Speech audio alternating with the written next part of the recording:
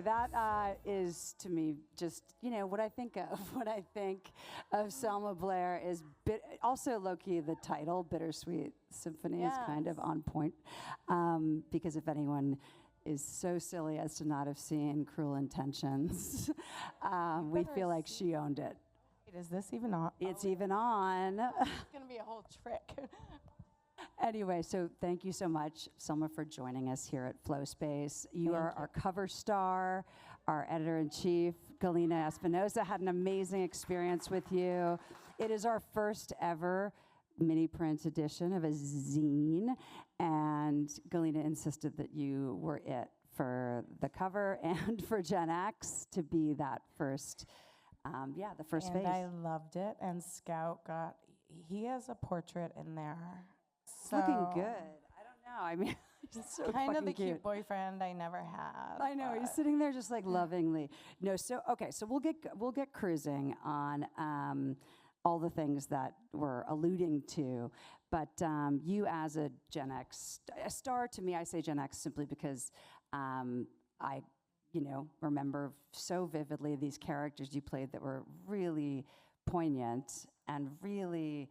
I don't know, they sort of grounded the films that I was watching when in my 20s probably. And for you guys, if you haven't, like all of them, the whole Hellboy is also fucking so many. Thank you. Yes, I felt like it was all of us in a film because I didn't feel like an actress because I went to school, prep school. I went to University of Michigan. I had a whole life before I tried to make it here. Still trying. But it really was like I was so in awe of the people in the movies I was with that the characters they were movie stars. Yeah, and you had that look of like either Cecile was older than everyone in real life. I graduated college and they weren't. I mean, I think I was 23 and I was playing 14. Can't do that in high def. Not okay now. Those days are gone. But it was like a real excitement. I was the oldest one, but I felt the youngest because I felt they had some magic dust that I didn't have. But now that you played that song, I have that Who dust owns that song? I don't even remember anyone else in the film. Ashcroft. It's the Verve. It's yours. It's pricey. Oh, it's the Verve. No wonder I love it. I would make it my song if I were. I think it is a star. Well, so all of these things kind of lead. Those characters were in prepping.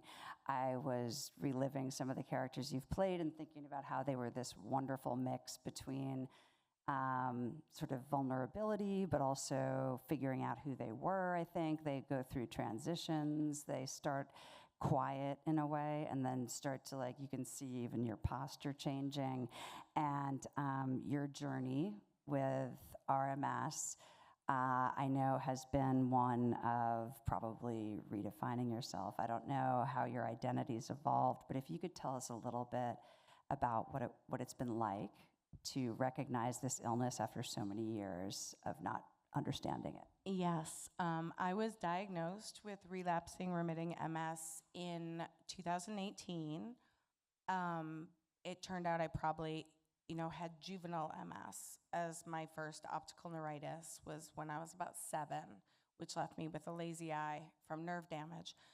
But there were a lot of things missed my whole life. And when I did make the announcement, which was really just kind of survival, I just put it on my Instagram to thank people on a set that were helping me stay at my job because I couldn't use my hands well, I couldn't take my clothes off. I still sometimes struggle with dystonia and speech and movement, even though I'm relapse-free right now.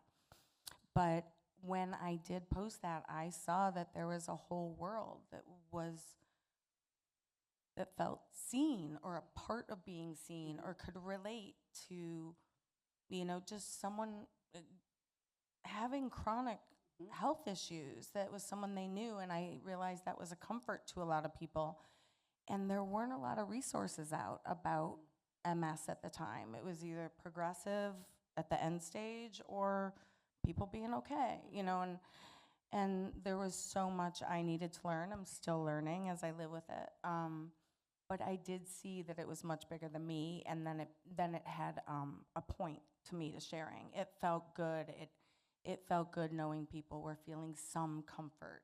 And I've heard that as we at Flow Space get to talk to a lot of people who have taken, really tragic, challenging, I don't know, kind of unfathomable diagnoses or life situations, and they've turned them into that also, but also a massive movement in some cases that brings together members of a community who hadn't been seen, heard, felt validated. And it's kind of this idea came up in one of our Finding Flow episodes about how advocacy can be part of the healing almost. And I don't think of you as a super public person who was like out sharing, tons of content. How did you experience once you had that reaction from your community? Did you keep feeling like you had to keep feeding it, or what propelled you? No. I think people really did. I did realize once I started posting or even showed up on a red carpet that I really wanted to go to when I was still in a pretty deep flare and was having trouble walking and talking at the time. And I just showed up with a simple cane, a cute cane. He was cute. A cane that my Great manicurist, who was also J-Lo's manicurist, like embedded with little like diamonds that he used for her nails. So it felt like very, of the moment for me. But I didn't realize that was such a statement. And when young girls were, or young boys even, were writing, putting things on Instagram with their canes or assistive devices, again, I felt empowered for them. It really didn't feel so much about me. I'm now a 53-year-old woman, then, in my late 40s, I guess. But it wasn't about me, even though my version of MS, RMS, is my own and doesn't necessarily represent everyone else's.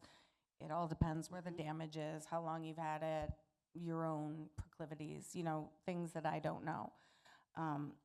But it was very loving to me. It was the first time that I felt comfortable talking to people publicly. I had typically been a very afraid person, and I think a lot of that came from always being unintentionally, hopefully, gaslit. Unintentionally, Sounds like that was for sure. years. But that was, gaslit for years, not taken seriously.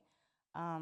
Years, I mean, really so many years. Childhood, unwell, kids ganging up on me because they didn't believe I was really sick, even though I'd say these outlandish things, in 6th grade about hospital visits and things. So I was always really othered for that. And then when there were so many other people that felt like little Selmas or little versions of whatever we are, that were comforted, that meant everything to me, and why wouldn't I share, And there were it sounds like the symptoms themselves could be conflated with other diseases, with postpartum, and Right. Dr. Bio just mentioned this and always does, that the inadvertent gaslighting, probably most gaslighting Right. is inadvertent. Of course. But it is still, you're rolling in with a bias about what you're seeing as a doctor. But I realize that, we do have to learn to be our own advocates, that we do not have to be compliant, be, polite. I don't mean like incompliant, Right. but we don't have to just, the medical system can be very daunting, but it's not infallible, and we have to be our advocates. And we do know that, our problems with our health that we're feeling should be much stronger than the fear we have for double expressing Sure. it to a doctor. I think I just wish at some stage later that I had just said, give me an MRI. Right. But I didn't, and I'd say, Did you should I know, get- though, did you know an MRI was what you need? I know you eventually found the doctor. Well, I knew as a kid because I was treated so much. I really had real signs of MS as a kid, and like a drop leg or tics would happen for dystonia, speech and movement. It would happen, and they'd go like, "Oh, she's attention. hysterical. Right. She wants attention. Oh, her eye was blind, but it came back 2 weeks later. But that's what happens with relapsing MS. So it was. The MRI came when you. I had CAT scans as a kid, Okay. and I had doctor visits, and I stayed in hospitals for weeks at a time because I had fevers, I had pain, endless bone-crushing fatigue that I still do have. And my mom would say, why can't you give her an MRI? And they're like, oh, she doesn't need it. She's probably getting her period, or she's this, that. But then a boy would come in from my class who had a headache, and they gave him an MRI the first thing. Now, they're not wrong for doing that for him, but it's like, what don't you understand about saying, like, because I appeared okay, even though I had headaches all the time. So it's something that I had to get over, my little bit of like, oh. And that's a narrative for women that we've talked about all the way through menopause, from earliest kind of hormonal experience, is that you're when fucking it hit hormones. really bad, it was after I gave birth, and then it was a new world for me. So of course it was said, you know, this is postpartum depression. Oh, everyone's ligaments hurt, you know, after a baby, you know. I didn't know. I'm like, yeah, I've always been pretty wimpy, so I guess, because I always had that kind of, you know, problems that were psychosomatic growing up. So I was like, I guess so. But it was finally when I was diagnosed, it was a doctor seeing me fall asleep in his office. I was like, oh my God, I do this 30 times a day, falling asleep talking. Oh my God, thank God I'm in your office right now. Right. And that came from, I think you posted something and a friend. I mean, that's the community. It was social media, you know, one good thing that came from it, I was really struggling. I had been, after I had had my son, I had worked a little bit on a show, and it was a lot. And when that ended, I didn't work. I stayed home with my son and spent my savings and wondered when I would ever wake up. Like, I just couldn't get it together. And finally I said, I must go back to work. I must find a doctor that can give me maybe a steroid shot. Maybe I have a tweaked, because I don't use my left leg anymore, and I can't use my right, and I'm bumping into walls, and I'd go to the eye doctor, and I lost my sense of taste and smell, like, for years, a bunch of stuff. And it was Elizabeth Berkley, who was an old, friend from Michigan and here, and she said, go see my brother, a spinal neurologist. And he looked at my MRIs from that morning, and he said, yeah, I mean, you're kind of old in the spine, but it doesn't really say what's going on, like why you're dragging and can't use, and why you're slurring. And he's like, do you have emotional problems? I was like, oh, let me tell you about them. I got a whole life. No one's ever had problems telling me, you know, I'm very emotional. And I said, yeah, I guess so. And then I proceeded to fall asleep. That's so, and that was his trigger? Was it. That's when he said, that was his trigger, when he said to my friend that brought me, like, what's she doing? And he's like, oh, she falls asleep all the time. Like, she was probably put on meds for depression, but she's tried to get off them. They don't help, blah, blah, blah, blah. And he said, can you stand up? And he had me stand up, shut my eyes, put my arms out, and I planked backwards. Like, wow. No idea where I was in space. It's called a rhomboid test. It's very simple. Wow. And think about that. I mean, now that you've said that, I've heard you describe that and how many people will not be or will be properly addressed and diagnosed. And even this great doctor who I love so much almost was going to say the same thing. Yeah, you're kind of just sensitive to pain. Like, stop dragging your leg. But then it was like, people are such dicks to you. What is that about? They're like, you're fucking emotional. I have my share. Dicks. Like, I definitely attract that. Yeah. So let's do away with that. Yeah, that's. But it was. But when he said, no, you got to go right to the hospital, and I was like, oh no, I got to be on a set tomorrow morning. And I did. I went and had an MRI that night, and at 11 p.m., he's like, no, you got to go to the hospital. Like, you've had this for 25, 30 years. You have so much brain stuff going on. And I was like, oh, but it's incurable. He's like, yeah. And I'm like, so? I was like, I got to go make some money. The show must go on.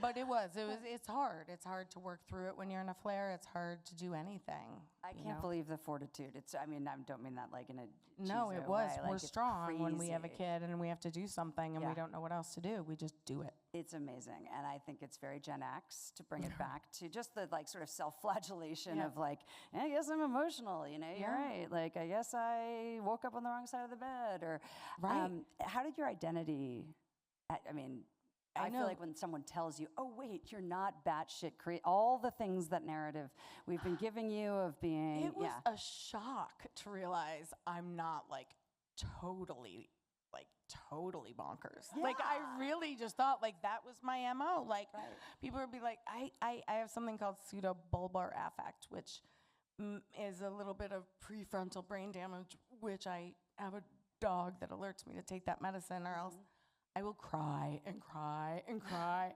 I mean, it's redonkulous. I mean, if any of you are on my phone, you will have gotten a video at some point of me going, I don't know. Like, it's so bad. So, like, you're like not cute crying. Like, it's not cute crying, it's not cute behavior, and it is actually brain damage. And when I realized, when my neurologist was like, oh, this whole thing of you, that's not you, that's brain damage. I was like, no, this is me. Like, I'm just like really big and complainy and I'm like a lot. laughy. I'm a lot. It's like, I don't know. And she's like, no, I think that's like a problem. Like, we could address that. This can be addressed. And I was shocked. Like, you think you're never going to learn something when you're 50? I had no idea that I was not actually the person that cries all the time. I mean, it was all the time. Wow. And so do you find now, like, I mean, identity now? Yeah, you know, I don't identify as just being like someone that has MS because, well, one, I am relapse free, which also means I'm still miserable. Like, like, give me a pass. Like, I'm still tired. I'm really healthy, but you're left with, like, when someone has a chronic or you know, a neurodegenerative disorder, it can be, the fatigue can be intense, and the emotional, there's actually things that happen. I knew so little about the brain, and I know even less now, I realize, because it's so fascinating, the nervous system in the brain and the hacks that I've learned. But no, I feel I have a lot of identities now. You know, it used to just be like, oh, I'm an actress from Michigan. Right. And now that's like the last of it, although I would like to get a great job, don't worry. But no, it is. I'm an advocate, a patient, a mother. A friend. And your friends might have changed. Yeah, Did they change? a lot of my friends changed because it's really hard if you know someone that has a chronic illness or MS or relapsing MS.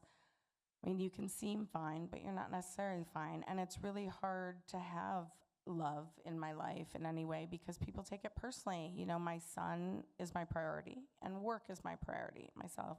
And so some things do fall by the wayside and people take it personally. You know, it's hard to keep, you know, going out and meet every engagement or, you know, give people the attention they deserve. And that is just part of my identity now. That's like, you better be amazing.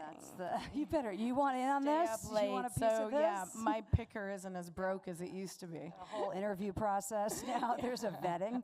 I'd like to be involved in the vetting and put myself at the front of the line. So, have you made, like, are there new relationships, new friends who have known you only since you've known? Yes, absolutely. There's a whole, you know, disability community that really, you know, embraced me and kind of taught me that healing isn't, you know, linear or that a chronic thing, you know, things go backwards, forwards. It's, you know, but then you also feel like, oh God, did I leave the community? Do they feel left behind by me? Like they like when I post things of the suffering. And I'm like, I've had so much of that. Like I want to move on and deal with career and how we move forward and hear from that. But the truth is, it is still there, and you don't leave anyone behind just because you're having a few more better days or you know you're safer from having a relapse, so you can push yourself a little harder. And that's interesting because your identity's not, you're a patient, you're a survivor, you're all those things. But, and I've heard this from friends who are leading movements in chronic disease and degenerative disease, or in even just, you know, like living body positively and then losing a ton of weight. And they're like, my community's like, thanks, you left us in a place that we don't recognize you anymore. Right. Yeah, which I think it's like there's a whole, don't worry, like if we live long enough, we'll all be disabled. Like, I'm back in the community in a couple years. Like, I still am, you know, but it's like, you know, so I'm vain. I want to wear heels. I shouldn't. I look like I've had 5 hot toddies. But I don't care. I got a cute pedicure. These shoes, I want to wear them. But like I do, like if you post something, you know, it's like comments like, oh, no cane heels. Did you ever really have MS? Oh, God. And I'm okay. Awful. I'm okay. But I know a lot of people must get that. Like that must, if, you know, it's not just, you don't have to be a celebrity for people to like pick out things. Right. People's families, I'm sure, do that all the time. Like, oh, you were so sick last month when it was Thanksgiving with Auntie Bernice. But now, no Again, cane. dicks. Who are these dicks you're hanging with? I am only like this dick is like a bag friends. of like dicks. Basically, this is my paid friend now. I know. This is the only it. dude There who is, gets in. this is my dude, Yeah. and he's like, that's cool. He's guy. like, that's cool if you fall all around, fall on me. We're going to talk in dog talk now. You know how you talk to pets? Okay, so, sorry, he's so fucking I know, cute. he's really He's so cute. fucking cute. So you mentioned like I do think looking good, feeling good about, I mean, you're striking. I know you're one of my, I know. I mean, come on. It's a very specific beauty. I like word up to the Gen X women who had like a different look that was so cool when we were little. Like it wasn't like all, sort of the 80s. Right. There'd be like the Yeah, Feruza bulks that would come along. Or, like if you think about our famous actresses like yourself, I feel like there was a lot of not just Reese, like who's darling and fucking great entrepreneur, but like there was, and your dead ass stare when you would do that, it was so good. It's so good, isn't it? It's so funny. I was a blonde when I moved to LA. Not natural or anything, but like more blondie looking, and like all the blonde roles were already taken. And I did a movie with Suzanne Summers. May she rest in peace. She really was great. And she was like, I don't want another blonde. And I was like, I'll dye it. And she's like, you're hired. So I dyed it dark, and then I always that was the got okay. dark. That was it. And then when I wound up getting sick and didn't work for a while, I was like, I need a brighter outlook. Bleach. Everyone's like, I like the dark hair. I'm like, it's not dark anymore. It's gray. So it's bleached. But that look is epic and legendary. Thank you. Can you do it one more time, just for? Look at that, just for the camera. It was just so good. Go back and watch this on any number of. Yeah, it makes me. It's so and okay. So beauty though. It makes a difference, you know. It makes a difference. And I did, and I joined a skincare line, ESK, this year because, when I had my son, my skin fell apart. I didn't know I had MS, and it had really reared its head. Like, it got a lot worse after I had my son. And I didn't look in the mirror, and I didn't want to see people. And it's actually a doctor that was like, maybe you should, like, dye your hair or something. Like, you look pretty sad. I wasn't offended. I wasn't. I was like, I get it, because I had a mom that was very critical, that was like, you look like a renegade from an insane asylum. Please, like, figure out your lipstick and, like, get it together. So, like, that's my love language, so that's okay. Like, I get it. When someone's, like, harsh, I'm like, oh, you really love me. Oh you my care. God. No one's mean to me in that exact specific No one's way. mean to me in that specific way. Like, my mom, you really see me.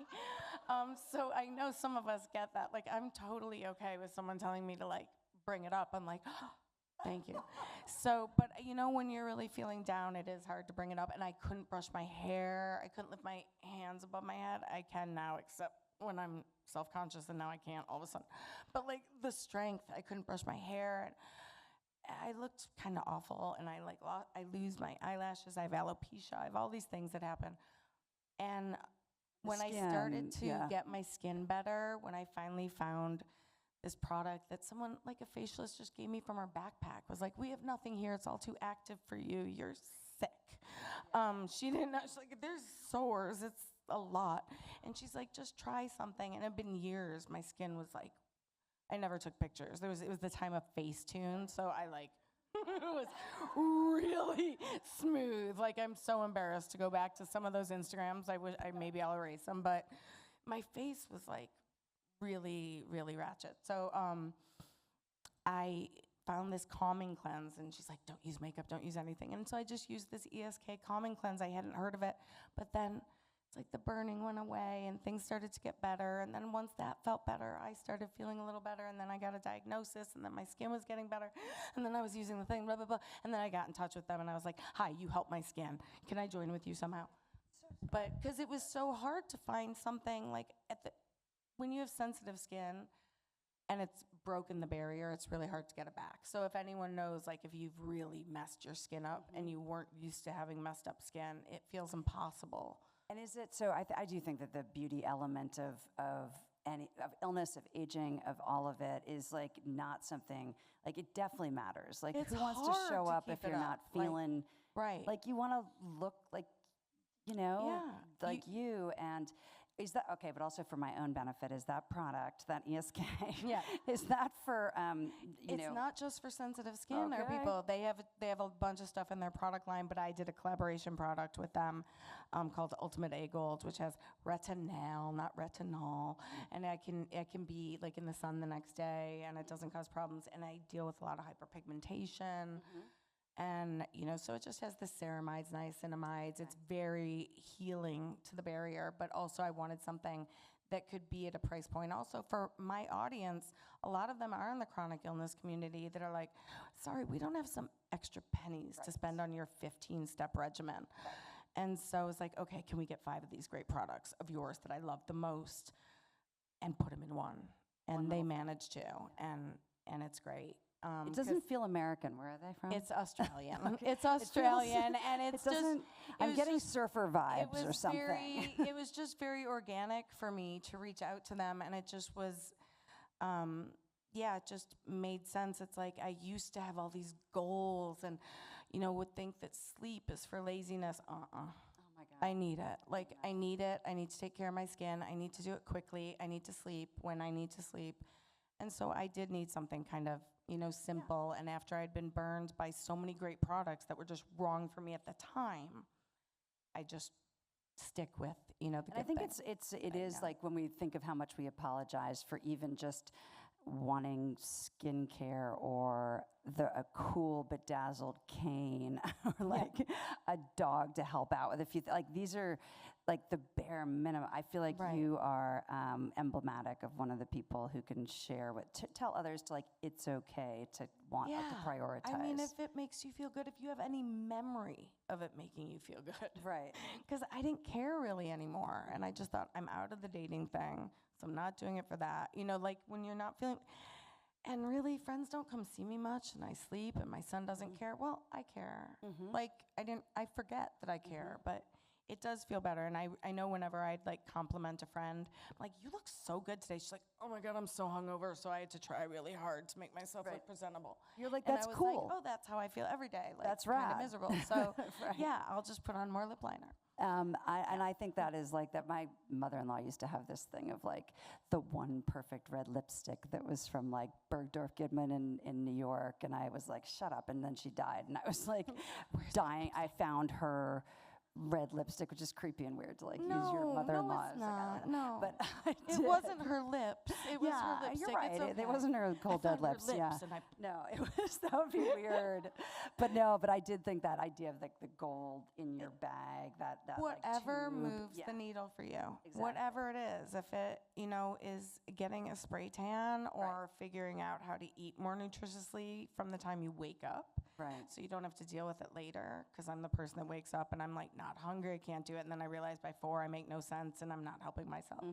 So it's like I have to force nutrition in first thing in the morning. But like other than that, it's only pretty things I care about. That's all I care about either, and nice dogs and soft it's like things, one pretty bit of nutrition, things. and then I just look for the pretty people in the room. I'm like, I'm putting my eye on There's you. so many beautiful people in this room. Yes, Thank this is you true. for that. Okay, so there is something we talk about within the context of finding flow in the kind of we haven't done this yet today, but if you're thinking about what makes you individually find that space where in the Mikai Csikszentmihalyi sort of philosophy where you find that combination of challenge and aspiration, and you're able to bring those together to find present tense and to find good energy. I have this in moments, maybe, and I think we call it finding flow because it's a lifelong journey. It's not just getting my toenails done. Like, that's important because we like pretty things. Yeah, but yeah. do you have spaces where you find flow? No. Okay. No, just kidding. I'm just kidding. That Just went well. break the flow. Thanks, No, guys. I'm just totally joking. I'm like a shock value person. I don't know why I felt like saying. Yes, I do. I like waking up early, and I like it's silly, but like I like to go out and rake the leaves and prune the trees in the morning. I'm not a great gardener. I don't have that's like rad. prize-winning roses or anything. It's just all doable. It's like enough. It's a hedge. It's like alive. But I feel good in the morning waking up before anybody else, meaning my son, and having breakfast ready for him. He never eats it. Just FYI. It's a thing, but He's he will like, always "Can you know that order someone me a made him." matcha?" Yeah, what do you do with the LA kids? Like, Yeah. they're like, can I go to Erewhon? But I do, like, I sometimes, I get very fatutzed, as I don't know who says, but like I can get very dramatic and big, and I do. As soon as I was diagnosed, I did call like David Lynch. I don't even know him, but I was like, good excuse, transcendental meditation, and don't know him. Like, drop names wherever I can, but yeah. So I got my own chant and transcendental meditation. It really helps me because it was the like mantra. I can't. What's your mantra? I can't tell I you my know. mantra. It's like. It's Do you, like, I'll oh tell my you God. mine. No, you can't. They're secret. I know. What if they're the same? I bet it is. I so wonder. I'm trying to send you mine. But right it now. is. Oh, same. I think it's the same. It's the same. Because we're both 53, which, it's the same. But Shit. but sadly now, as I'm older, I'm a putterer, like a world-class putterer in my house, and it's like my son goes to sleep, and I love knowing that he's there safe and that I'm done for the day because I'm always so tired. I love knowing there's a bed there when I want it. But I like to just go through the bookshelves and my like lipsticks and clean the drawers, just the same stuff I did when I was 13 and had nothing to do. And now it's like that calms me, just organizing or whatever they do, like that Scandinavian getting ready for death, give things away. What's that called, you guys? Norwegian, Swedish death. What? It's Swedish death what? Well, Okay. my mother kind of did it too, and I do. Like, if someone likes something on me, I'm like, yours, like yours. I don't know why. I just plan like I suddenly have to have a backpack only tomorrow, and that's all I can travel with. So if someone likes it, you're meant to have it. Yeah, You're meant. yeah. There's a few things I wish I had back, but I got a little impulsive. And you want to in do a my shout out to like get the thing back, like bring it back to you? They can you'll have let. it. There really was a painting that I really shouldn't have given away. But Okay. yeah, Fuck that person. I had a crush on the guy, and I bought the painting, and then I gave the painting away 20 years later, and I wish I had it back because it's worth something. Later, we're going to find out who that is and go just roll up on that guy and get that painting back. Well, so is there anything you would say this is cheesy, but to yourself, if you're talking to the 14-year-old who's not playing a 14-year-old, an actual 14-year-old, sleepy, and over time experiencing pains and joints and all these things that are all maybe part of your personality, maybe like either real, not, what would you say to little Selma? I would say you are not lazy. You are not crazy. Your feelings are valid. As valid, I gave other people respect. I still hope to. Some more than others, but that is really was a huge thing. I was a pretty good kid, and I wish I gave myself that same kindness then. It was really, I don't know why I beat myself up so much. I just felt like I didn't match up, and I did feel lazy and crazy, and that I made it up, and it took away really my whole sense of me. I mean, I just became a people pleaser that didn't really know myself. And so now I am, when I got the diagnosis, it was wonderful to me because even though it took a long time to find the right management of my MS, and I did aggressive things and whatever, but I would tell little Selma, when you are ready, get an MRI. Really have them do it. It's no big deal. Insurance will pay for it. Your mom's a judge. You're still on her insurance. There was so many, like I really would just say, like, you can speak up. I just knew my mom had to get back, before rush hour, and don't ask the doctor another question. And so I'm learning now, and I'm learning to be kinder to myself. And I make mistakes all the time, but there's no reason that shame or guilt should hold you back from living the life we should live. There's nothing, no matter what we've done in our lives or gone through or will go through or however unattractive we might feel or how much justice we feel we deserve, the best thing we can do is just live our best life and believe in ourselves and be kind to the people that are kind to you and be kinder to the people that aren't kind to you. Because sometimes it really surprises you what comes back at you when you're kinder to the people that you didn't know you loved. Okay, so we're going to embrace the dicks.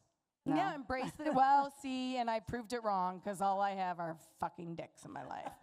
So I've given a lot of benefit of the doubts, and this just became clear right now. I've just parsed this out.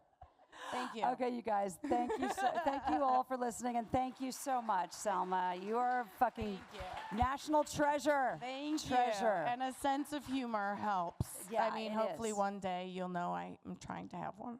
Yes, you're funny as Farewell. fuck. Funny as Thank fuck. Yes. Thank you. Thanks, you guys. Love okay. to you all. Thank